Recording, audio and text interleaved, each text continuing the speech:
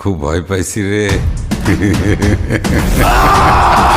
তুফানে কি কেজিএফ এর মিল পাইছেন? আর পাওয়ারই কথা, কেন নয়, কেজিএফ এর অ্যাকশন ডিরেক্টর ক্যামেরাম্যান তুফান সিনেমায়।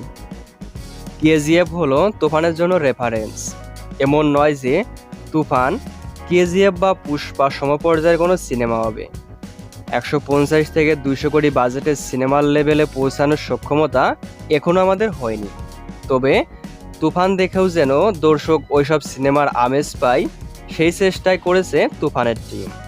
আর এখানে রায়হান রাফি 10-এর 10ই পেয়ে গেছে, যার ফলে কেজিএফের technical team, cameraman, set up hire করা হয়েছে এই তুফান সিনেমায়। 1965 থেকে 1985 আবার 1965 এই টাইম লাইনে দেখানো হবে সিনেমায়, যার ফলে ইন্ডিয়ার রামোজি ফিল্ম সিটিতে সেই সময়কার মতো করে শহর নির্মাণ করা হচ্ছে। লক্ষ্য অনেক বড় থাকলেও সেখানে পৌঁছাতে না পারলেও চেষ্টা করলে কাছাকাছি পর্যায়ে যাওয়া যায়। এজন্যই তুফানের লক্ষ্য শিকারে বা নবাবকে ছাড়ানো নয়, কেজিএফ বা পুষ্পার কাছাকাছি যাওয়া। আর এখানে রায়হান রাফি একেবারে ছক্কা মেরে দিয়েছে।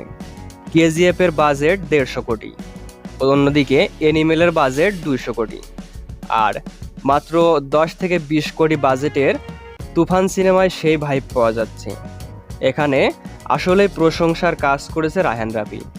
তো আজকের ভিডিও এই পর্যন্ত। ভিডিওটি ভালো লাগলে অবশ্যই চ্যানেলকে সাবস্ক্রাইব করে আমাদের সাথে থাকবেন। ধন্যবাদ।